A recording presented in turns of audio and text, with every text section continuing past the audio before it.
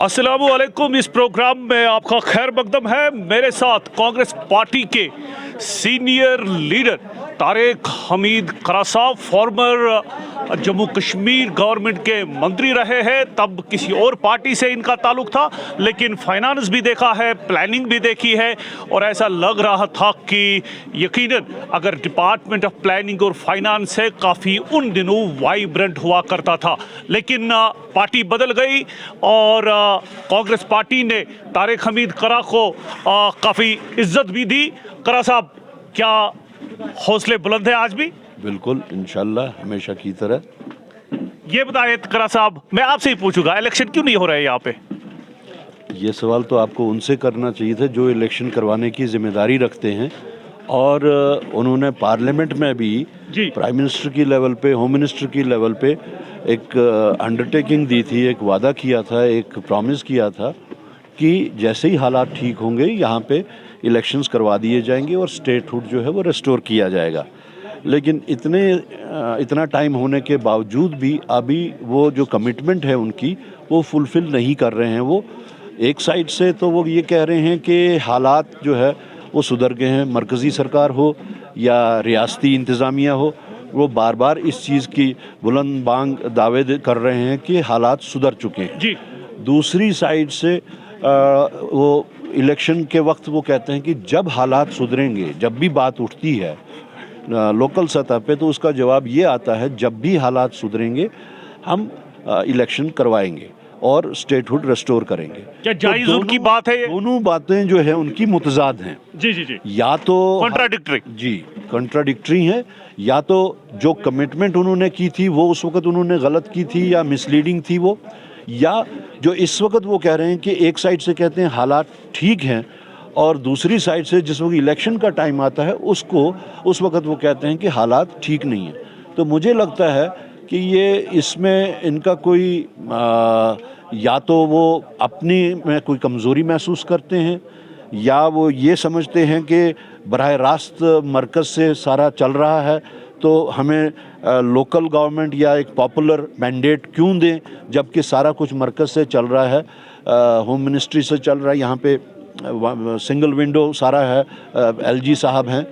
तो शायद उस चीज़ में भी शायद हो सकता है मज़ा आ गया हो। सर, तो कितना डिफिकल्ट होता है सर सियासतदान के लिए, सर, इलेक्शन ना होना, डेमोक्रेटिक गवर्नमेंट ना होना, और फिर लोगों के मसाइल जो है जिनका ताल्लुक पॉलिटिशियंस के साथ बराह रास्त होता है। देखिए, ईमानदारी से अगर कहा जाए जी, तो सियासतदान तो इसमें मुझे लगता है कि आराम ही करते हैं ऐसी सिचुएशन में, जी, क्योंकि उनकी कोई कहीं पे भी कोई वो कमिटमेंट नहीं होती है कि हमने वो काम कराने हैं, ये काम कराने हैं। अगर परेशान कोई होता है तो इसमें लोग होते हैं, और क्योंकि लोकल गवर्नमेंट नहीं होती है, पॉलिटिशियंस का बराह रास्त उनके पास कुछ ऐसा नहीं होता कि जो वो उनके जो छोटे छोटे मसाइल हल करें, तो ब्यूरोक्रेटिक स्ट्रक्चर में उनका कहीं पे कोई लाइजान होता नहीं है। ख़ास तौर से जम्मू कश्मीर में तो अब आपको बहुत ही मिनिस्क्यूल माइनॉरिटी मिलेगी रियासत जम्मू कश्मीर के जो अफसरान हैं जी। तो एक जो कांटेक्ट लेवल है वो भी नहीं बन पाता है बाहर के लोगों के साथ। तो परेशान अगर कोई होता है सरकार ना होने की, एक पॉपुलर गवर्नमेंट ना होने की, डेमोक्रेटिक गवर्नमेंट ना होने के, सरकार कोई भी बने, लेकिन उसका अगर कोई परेशानी जो कोई उठाता है तो वो आम इंसान उठाता है। अकरा साहब, मुझे याद है आपके ज़िंदगी में, पॉलिटिकल कैरियर में एक दौर ऐसा भी आया जहां पे आप मेंबर पार्लियामेंट थे और आपने एक ह्यूज सेक्रीफाइस देकर उस मेंबर पार्लियामेंट की पोजीशन से आपने रिज़ाइन किया। मुझे लगता है गालिबन this is for the first time we have seen any politician I mean resigning from member parliament, जबकि आपको वो लोगों ने काफ़ी अच्छा मैंडेट उस वक्त दिया था।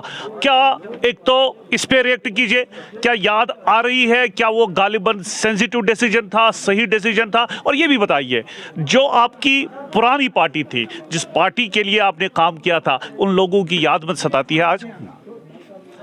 सबसे पहले तो मैं पार्लियामेंट की बात करूं, जहां तक पार्लियामेंट से रिज़ाइन करने का ताल्लुक है, ना वो किसी दबाव ना किसी मजबूरी के तहत मैंने वो रिज़ाइन किया। मैंने अपने ज़मीर की आवाज़ के मुताबिक मैंने रिज़ाइन किया।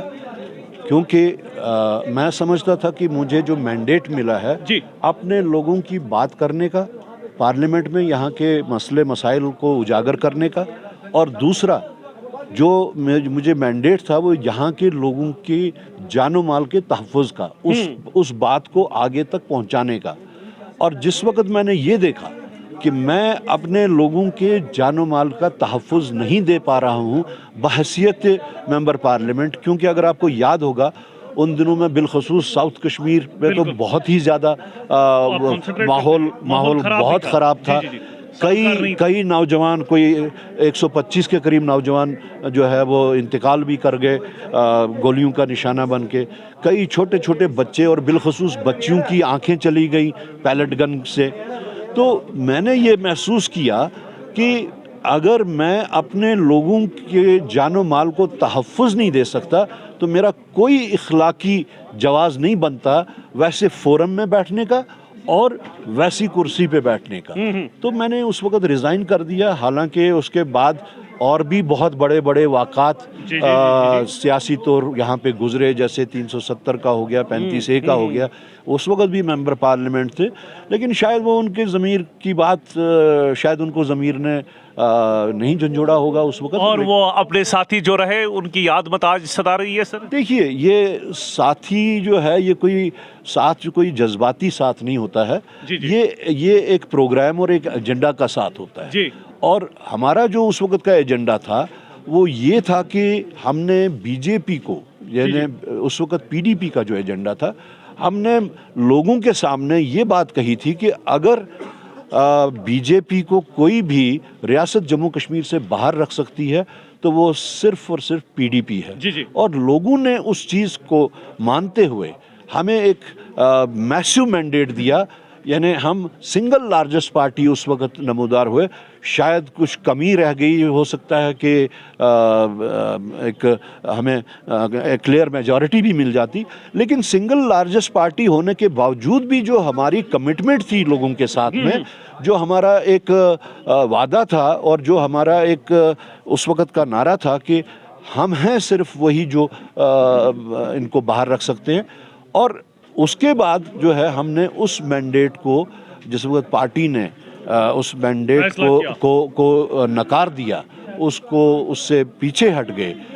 ان کی کیا وجوہات ہے، ان کی کیا جسٹیفیکیشنز ہیں وہ الگ ہے، لیکن میرا اس وقت کا یہ تھا کہ جو ہم نے لوگوں کے ساتھ کمٹمنٹ کی تھی، جو ہم نے لوگوں کو یہ وعدہ کیا تھا، ہم اس وعدے سے مکر رہے ہیں، ہم اس کمٹمنٹ سے پیچھے ہٹ رہے ہیں. تو میں اس کمٹمنٹ کے جو ہے میں اس پہ برقرار رہا اور میں نے کنارہ کشی کر لی. اسی وقت حالات بھی خراب تھے اور میں نے پارلیمنٹ سے اور پارٹی سے اسی وقت اس بیسس پہ کنارہ کشی کر لی کہ ہم لوگوں کو جا کے کیا کہیں گے. دوبارہ بھی مینڈیٹ حاصل کرنے جانا ہے، اس وقت کیا کہیں گے ہم کہ ہم نے پیچھے بھی آپ سے مینڈیٹ لیا تھا یہ کہہ کے کہ بی جے پی کو باہر رکھنا ہے، تو آئندہ کیا کہیں گے.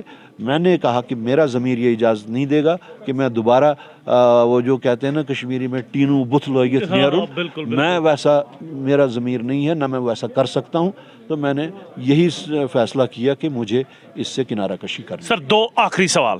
ایک تو میر صاحب جو آپ کے فارمر جے کے پی سی سی پریزیڈنٹ تھے، یہ مجھے بتائیے کہ انہوں نے اشارتاً کہا کہ اب ہمیں یعنی Congress party Jammu Kashmir union territory میں اب لوگوں کے حوالے سے جو آپ کو فیڈ بیک مل رہا ہے، اب آپ کو شاید کچھ پروگرام لوگوں کے بیچ میں لانا ہوگا کیونکہ مسائل بہت ہے، کمپلیکس پرابلم پہ کنسنٹریٹ نہیں کریں گے، جبکہ جو سمپلر ایشوز ہے جیسے چاول کا مسئلہ ہے، جیسے آپ کو فیڈ بیک باقی مسائل کے حوالے سے، کیا ہم سمجھیں گے کہ کانگریس پارٹی جامعہ طریقے سے سڑکوں پہ اترے گی؟ دیکھیے یہ تو ہر پارٹی کا ایک پولیٹیکل پروگرام ہوتا ہے، خاص طور سے جس وقت الیکشن آئے اس وقت جو میر صاحب نے جس بات کا ذکر کیا، انہوں نے کھل کے بات کہی کہ کرناٹکا فارمولا جو ہے وہ کامیاب رہا. کرناٹکا میں ہم نے کوئی لمبے چوڑے وعدے نہیں کیے، پارٹیز جس طرح پولیٹیکل پارٹیز کرتی ہیں، ٹھوس 5 وعدے کیے اور پہلی کیبنٹ میٹنگ میں وہ 5 کے 5 جو ہیں وہ امپلیمنٹ بھی ہو گئے. تو ان کا یہ کہنا تھا اور میں اس کی تائید کرتا ہوں اس بات کی کہ اسی فارمولے کے تحت ہمیں بھی ایک ٹھوس ایک جامع پروگرام جو کم سے کم پوائنٹس کے اوپر ہو، جو ڈویبل تھنگس ہوں، جو کیے جا سکتے ہوں، بات برائے بات نہیں، وہ 15 لاکھ والی کہانی اور 2 کروڑ ملازمتیں ویسی باتیں نہیں، جامع پروگرام، ٹھوس پروگرام، چاہے وہ 5 ہوں 7 پوائنٹس ہوں، یہاں کی سچویشن کو مد نظر رکھتے ہوئے، یہاں کے ریجنز ڈیفرنٹ ہیں، یہاں کے ریلیجنز ڈیفرنٹ ہیں، یہاں کا تہذیب جو ہے وہ ویری کرتا ہے، ان ساری چیزوں کو ملحوظ نظر رکھتے ہوئے ہمیں ایک پروگرام بنانا چاہیے اور اسی کو لے کے ہمیں آگے جو بھی کوئی الیکشن ہے اس میں اترنا۔ سر ایک آخری سوال، وقار رسول سر آپ کے پریزیڈنٹ ہیں، سر کیسا کام کر رہے ہیں ابھی؟ دیکھیے، پریزیڈنٹ کی ذمہ داری ہمیشہ بہت ہی سخت قسم کی ہوتی ہے، اور اس ذمہ داری کو نبھانے میں کچھ لوگ خوش ہوتے ہیں، کچھ لوگ ناراض ہوتے ہیں۔ یہ کسی ایک پریزیڈنٹ کے ساتھ نہیں، یہ ہر پریزیڈنٹ کے ساتھ ہوتا ہے۔ جیسے ایک منسٹر ہر ایک چیز کو، ہر ایک کی بات کو اکاموڈیٹ نہیں کر پاتا، اسی طرح ایک پریزیڈنٹ کا بھی حال ہوتا ہے۔ میر صاحب تھے تو اسی طرح وہی سچویشن تھی، اس سے پہلے جتنے بھی پریزیڈنٹ تھے یا کسی بھی پولیٹیکل پارٹی کو۔ سر آپ بیچ میں کوئی صلاح دیتے ہیں؟ کس چیز کی؟ کوئی بھی پولیٹیکل ڈیسیجن لینا ہو پارٹی کا، جو وقار صاحب کو؟ دیکھیے، جب وقار صاحب کو سینئرز سے مشورہ لینا ہوتا ہے، وہ آتے ہیں۔ آپ سے لیتے ہیں سر؟ بالکل لیتے ہیں، کیوں نہیں لیں گے؟ جی تو ابھی کام کاج ٹھیک کر رہے ہیں؟ کام کاج بڑا چیلنجنگ کام کاج ہے ان کے واسطے۔ اس وقت جو ہے ان کو باضابطہ ایک مشاورت کے تحت چلنا چاہیے، اور اس میں پوری پارٹی کو فائدہ رہے گا۔ چلیے، یہ تھی ایک طویل عرصے کے بعد فارمر منسٹر اور کانگریس کے سینئر قائد طارق حمید قرہ صاحب کے ساتھ ایک خصوصی ملاقات ہم نے اس لحاظ سے کی کہ ان کا دل کا حال بھی ہم عوام تک پہنچانے کی کوشش کریں۔ طارق صاحب کے بارے میں یہی کہہ سکتے ہیں کہ جب ڈیسیجن لیتے ہیں تو ان کا ڈیسیجن پھر واپس لینا ناممکن ہی بنتا ہے، اور ان کی ورکنگ ایز منسٹر تو کافی اپریشیٹ کی گئی، لیکن فی الحال ابھی کانگریس پارٹی میں ہے، اور ظاہر سی بات ہے جب سے کانگریس میں آئے ہیں تب سے ایز ڈیڈیکیٹڈ سولجر کانگریس کے لیے کام کر رہے ہیں۔ سر آپ نے ہمارے ساتھ بات کی، سر آپ کا بہت بہت شکریہ۔ مجھے دیجیے ڈورو کی سر زمین سے ارشد کے ساتھ اجازت، خدا حافظ۔